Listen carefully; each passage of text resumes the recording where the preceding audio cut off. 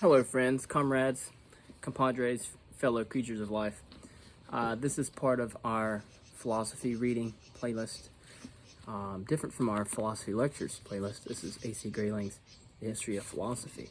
Very good. I've read the entire thing, but I'm picking several pertinent philosophers that I am interested in, and we will go over them. In this lecture, we will go over Xenophanes, Heraclitus, and Parmenides.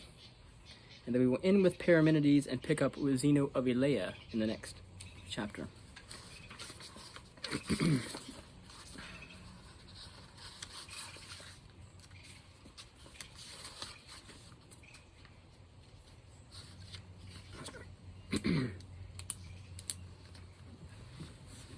I hope you enjoy A.C. Grayling's A History of Philosophy.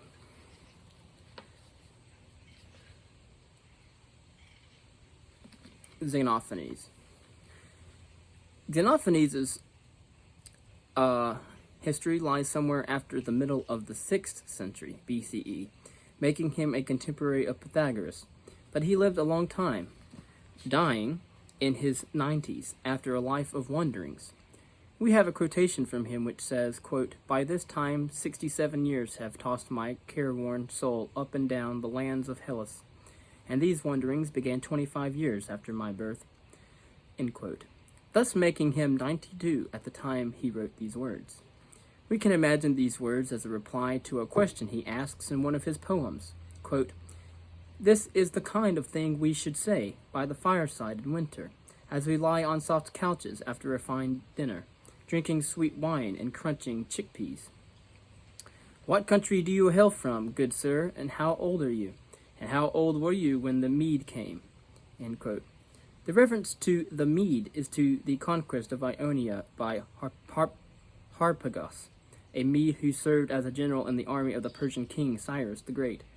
The Ionian cities had formerly been under the sway of King Croesus of Lydia, and when Cyrus attacked Lydia, he asked the Ionians to revolt in his support.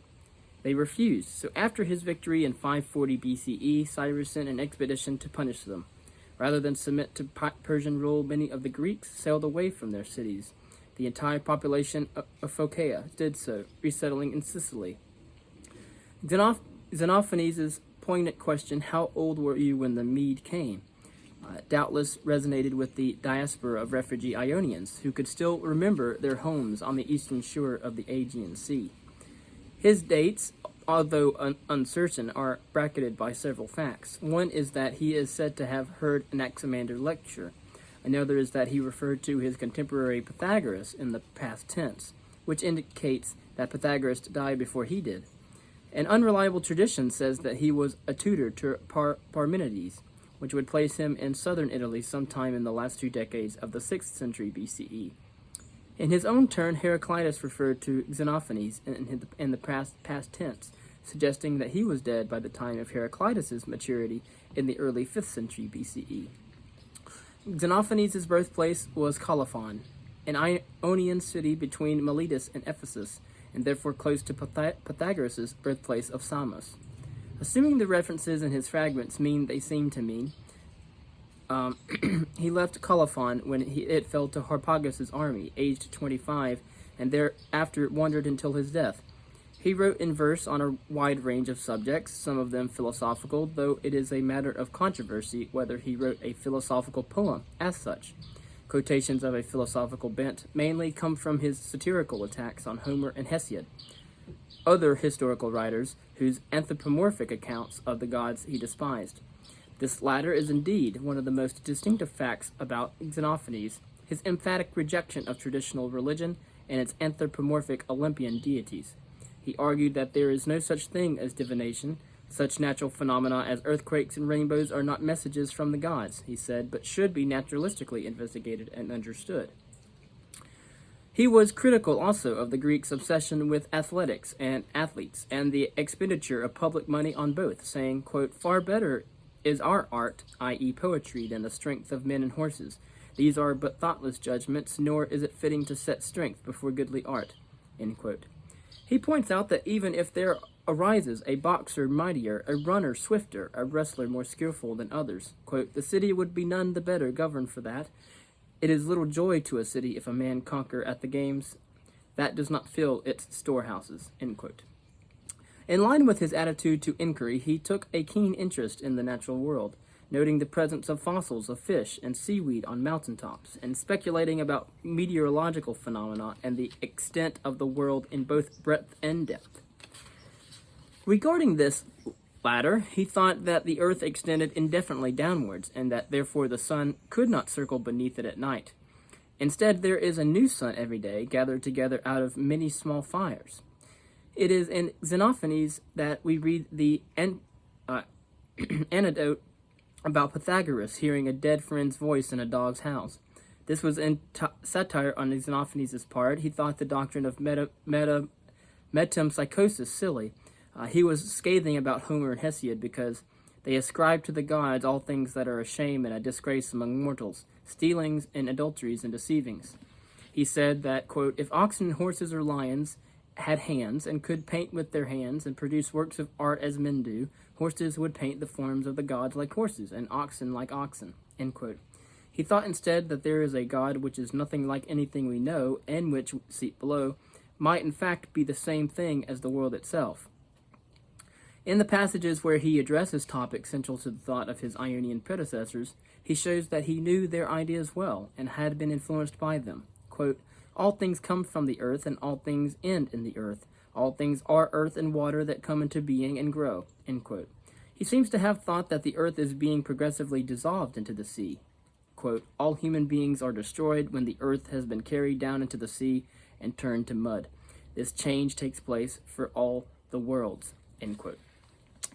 That last sentence has caused a debate among scholars. It suggests under the influence of Anaximander there is a plurality of worlds, but elsewhere in the commentaries on Xenophanes and in Aristotle's remarks about him, he appears to have held that, quote, the world is one, end quote, a doctrine which, as we shall see, was held by Parmenides, who was influenced by Xenophanes, even if he was not actually taught by him. But the unclarities and apparent inconsistencies in Xenophanes' views are not all to be blamed on him. A latter member of the school founded by Aristotle, the Peripatetic school, wrote a treatise on Xenophanes, and two other thinkers, in which he said that Xenophanes claimed that the world is neither finite nor infinite, and neither in motion nor at rest. Simplicius, writing much later, was frankly baffled by such claims. But whatever Xenophanes actually meant, they are subjective hints in these views that relate him to Parmenides. Aristotle says in the Metaphysics that Xenophanes was the first to argue that reality is, quote, one, end quote, and Plato called Xenophanes, quote, the first of the Eleatics, these being the philosophers of Parmenides' school, who subscribed to the doctrine that reality is a single, unchanging, eternal thing. Aristotle went further to suggest that Xenophanes thought that the world and God are the same thing. In one fragment, indeed, he says that the world and God are equal every way, end quote. As the commentators remind us, it would be a mistake to interpret talk of God in this context as if it has the same sense as in far later views about deity, such as those familiar from Judaism and Christianity. For, in effect, Xenophanes' denial of the existence of the traditional gods and his assertion that God and the world are one and the same thing are generally intended to imply, quote, there is no God but the world, end quote.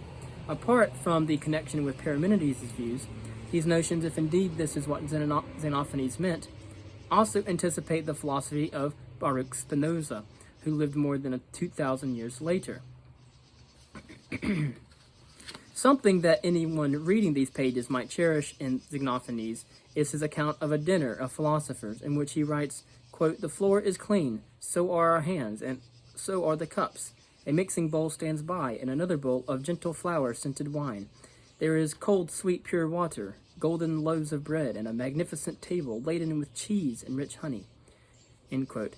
The, quote, cheerful men, always only men, alas, pour a libation, pledging always to do acts of justice. The drinking is continent,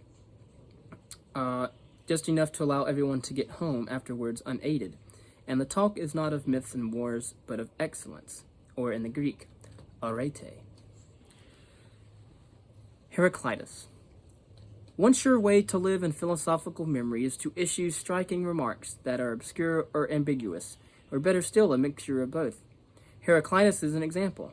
Known as the obscure, the dark, and the riddler, he sauced his obscurities with arrogance and misanthropy. He was an aristocrat born in Ephesus about 540 BCE, or soon afterwards, whose family were part of the city's ruling elite. He gave his hereditary political office of Basilius to a brother, and later in life went to live a rustic hermit's life, though he returned to the city when he fell ill and died at about the age of 60. Heraclitus wrote a book, a copy of which was given to Socrates by the playwright Euripides. So says Diogenes, reporting that it is probably a mere legend. Euripides asked him what he thought of it. Socrates replied, quote, "What I understand of it is splendid. What I don't understand of it is probably splendid too. But it would take a Delian diver to get into the bottom of it." End quote. A major problem with understanding Heraclitus' philosophy is that the surviving fragments of his book are obscure in themselves, and it is not clear how to arrange them in order, which is a problem because different orders support different interpretations. Aristotle in the Rhetoric complained that it was hard to know how to punctuate Heraclitus' sentences to clarify their sense, and gives an example, the only sentence whose position in the work we know, namely its opening sentence. Quote, "Of this account, Logos, which holds forever, men prove uncomprehending." End quote. It is the Logos that holds forever. Is it the Logos that holds forever, or are men forever uncomprehending? We do not even know the title of his book, which would be some guide to what it is about.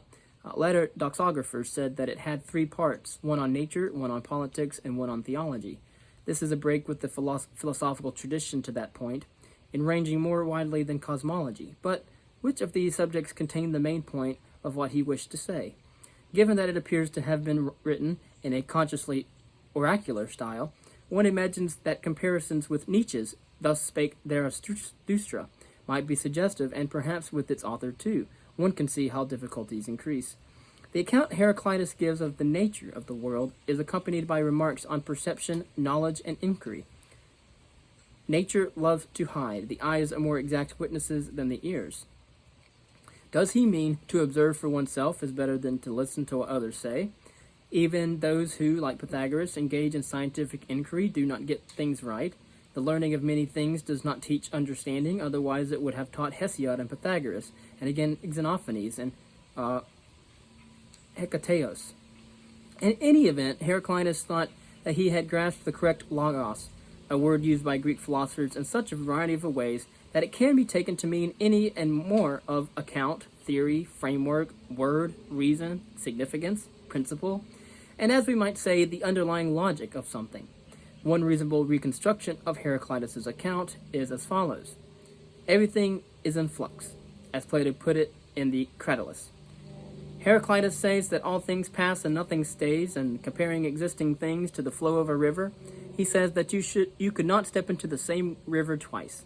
Heraclitus' disciple Cratylus, who was so convinced that everything is constantly changing, would not reply when spoken to, but would only waggle his finger to indicate that he had heard, because by the time he was ready to answer, the world had changed. Some commentators disagree that Heraclitus meant what Plato says he meant. Rather, they say he meant that things stay the same only by changing, as is the case with the river. Its flux does not destroy its continuity as the same river, but in fact constitutes it. This latter reading is more consistent with another of Heraclitus' doctrines, that of the unity of opposites. One interpretation of this is that a thing can combine opposite qualities. Sea is simultaneously the purest and the foulest water. For fish, it is drinkable and healthy. For men, it is undrinkable and harmful.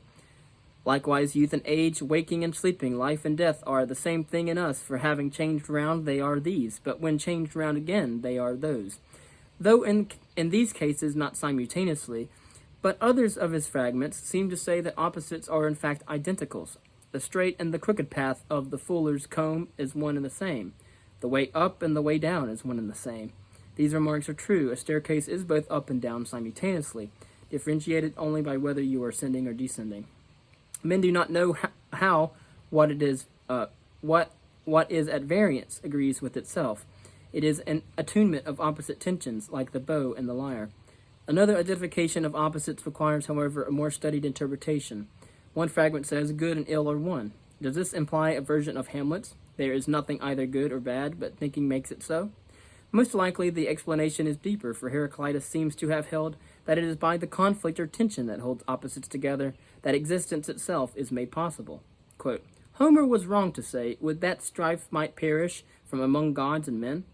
He did not see that he was praying for the destruction of the universe, for if his prayer were heard, all things would pass away. All things come into being and pass away through strife. Strife is justice. All things happen according to strife and necessity.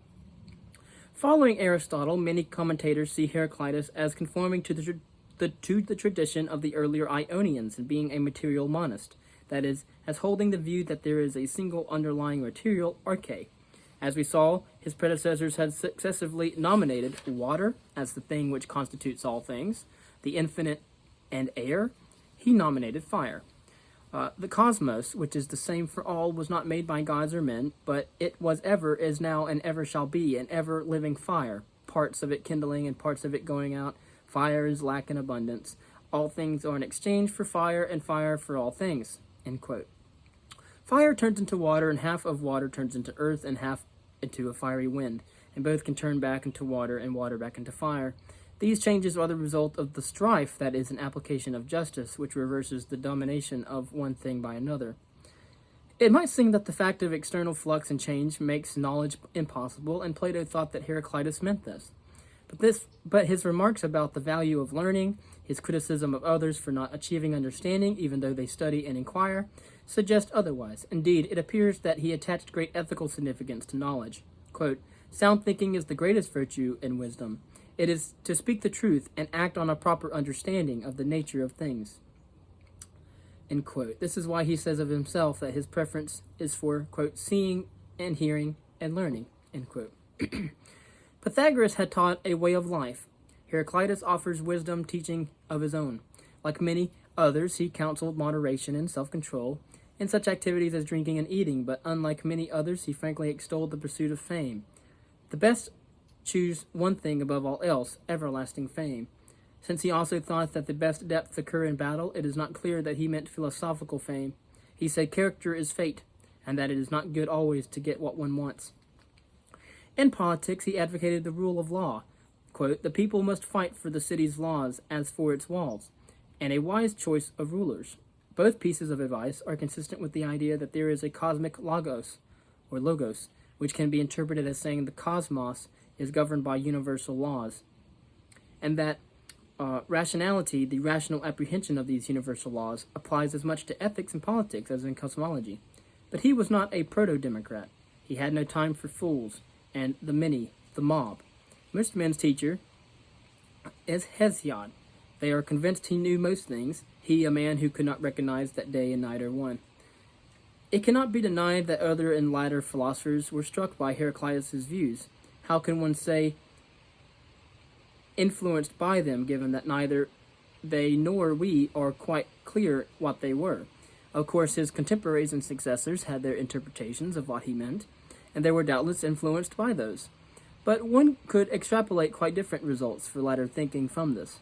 Some think Parmenides developed his philosophy in opposition to Heraclitus. Others see Democritus echoing Heraclitus in his ethical pronouncements. Plato is often read as employing an interpretation of Heraclitus in arguing for the transience and instability of the material world, and for Parmenides in arguing for the eternity and immutability of the intelligible world. Some saw Heraclitus as squarely in the Ionian tradition of physics, others as a skeptic. Such is the fate and the usefulness of being a riddler.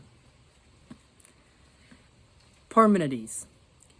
Parmenides was born to a wealthy family at Elea, either around the year 515 BCE, as Diogenes says, or a decade or two later, so that Plato's claim that the young Socrates met him around 540 BCE can be regarded as plausible. Diogenes follows Aristotle in saying that he was a pupil of Xenophanes, but he did not agree with Xenophanes and his views. However, like his teacher, he wrote his philosophy in verse using Homeric hexameters embellished with Homeric images, especially from the Odyssey. Diogenes says that it was also claimed that Parmenides studied with Anaximander, and that at one point in his life he associated closely with a Pythagorean called Arminius, of whom he was very fond, as evidenced by the fact that when the latter died, he built a shrine to him as to a hero. One reason suggested for this devotion was that Arminius had persuaded Parmenides to dedicate his life to philosophy.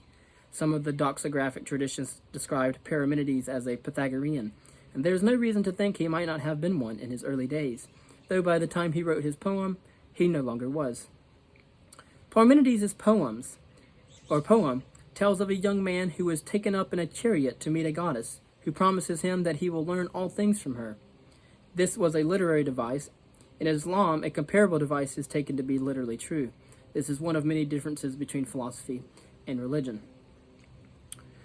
But she says even though everything she tells him will be true, he must test what she says for himself. Judged by argument, she says, the much disputed proof uttered by me. After a lengthy introduction, the poem itself begins with the first of two sections entitled Truth. We have about 150 lines of the poem, over 2/3 of it from this section.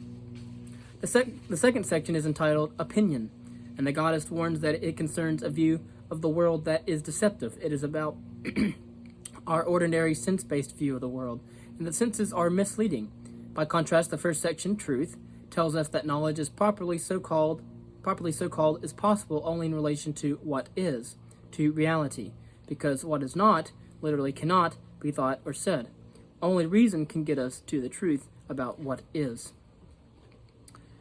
This truth is that what is must be a single, unchanging, and complete thing, perfect, whole, and eternal. The views of other philosophers premised on the transformation of an arche into a plurality of things based on motion and change, on interaction, flux, reparation, mingling, or whatever the thinkers in question have suggested, are false in the light of reason, for only an internal, immutable, and comprehensive one is thinkable. At the beginning of the section entitled Opinion, the goddess says, Here shall I close my trustworthy speech and thought about the truth. Henceforward, learn the beliefs of mortals, giving ear to the deceptive ordering of my words. She then sets out a cosmology in which fire is of the heavens and is opposed to dark night, a compact and heavy body. Everything is full at once of light and dark night, both equal, since neither has anything to do with the other. In the heavens, necessity binds the stars, the sun, the moon, Milky Way, and other phenomena are either unmixed fire or have their portion of night, this explaining the variation among them.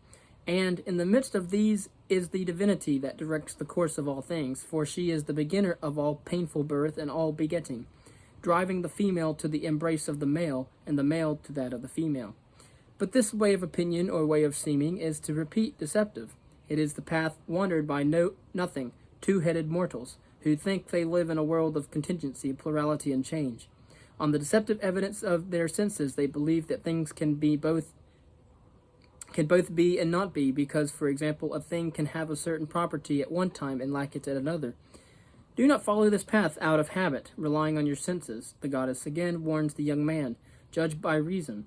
But it is important to know this way of seeming, so that one can contrast it properly with the way of truth. You must find out everything, she tells him, both the steadfast heart of well-rounded truth and the opinions of mortals. In these opinions there is no truth, but you must learn them anyway. The central point in Parmenides' system turns on what he meant by what is. He has the goddess say that what is unborn and unperishing, a unique whole, unmoved, perfect, complete.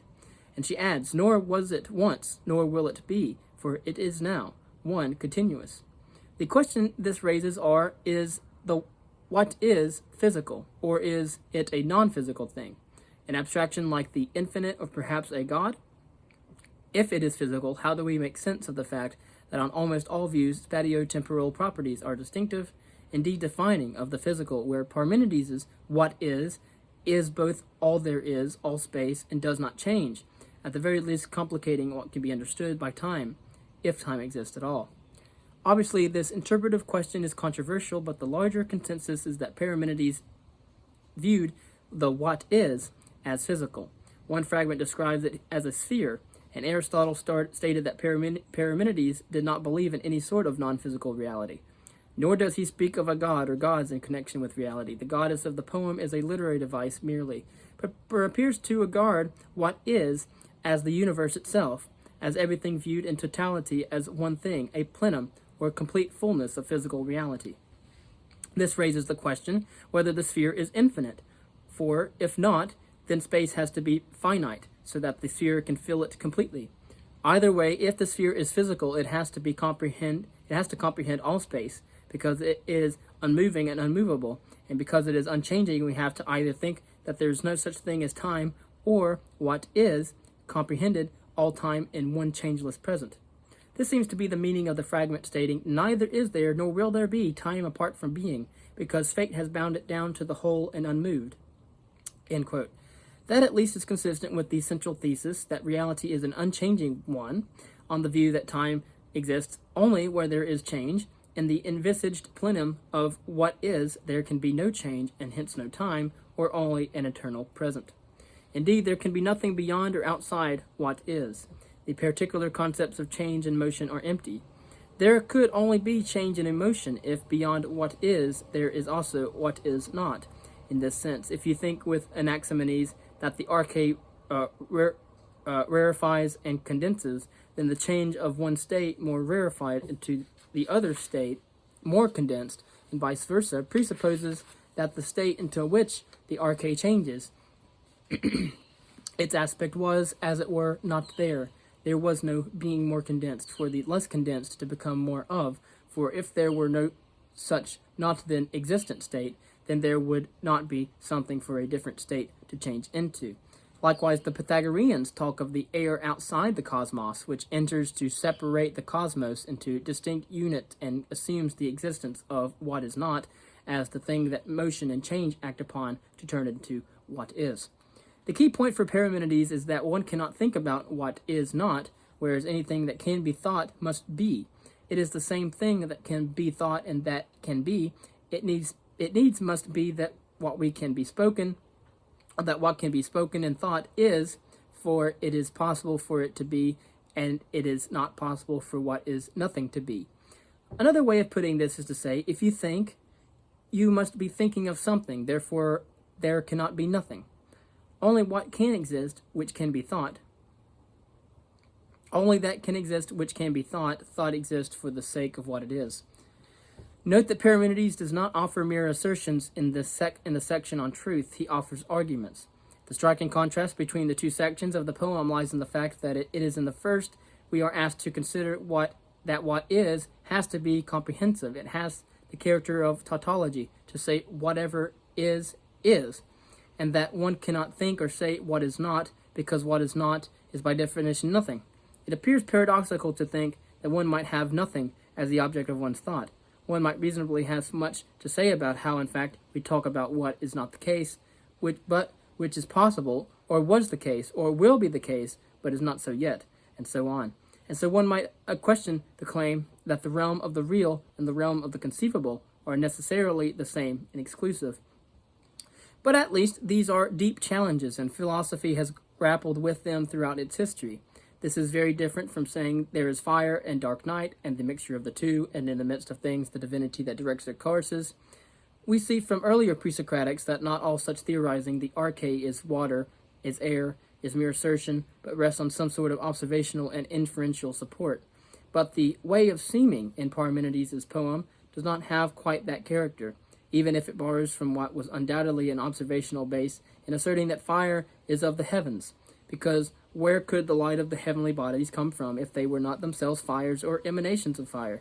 And as it happens, they are indeed fires, or, for the more local of them, reflections of fire. Parmenides was not quite as obscure a writer as Heraclitus, but the hexameter verse in which his system is expounded nevertheless creates difficulties for a clear interpretation. Despite that, he marks a high significant moment in the history of philosophy. He is a turning point, for the influence he exerted on those who came after him was enormous, whether they accepted his views or disagreed with him. His followers Zeno and Melissus defended his theory of the one, Zeno with his famous paradoxes, Achilles and the tortoise and the rest. See below, aimed at demonstrating the impossibility of time and change, while any thinker who accepted the reality of change and plurality had to address Parmenides' arguments and find ways of overcoming them. Parmenides' greatest influence from the point of view of impact on the entire subsequent history of philosophy was on Plato and the Platonists. Plato admired Parmenides greatly. He was him worshipping Socrates in a late dialogue, and he derives from him the view that the senses and what they tell us about the world of appearances, the familiar world around us, which seems plural and subject to time and change, deceive us as to the true nature of reality. That is a theme which has underwritten an enormous amount of what philosophy and latter science has achieved. Thank you.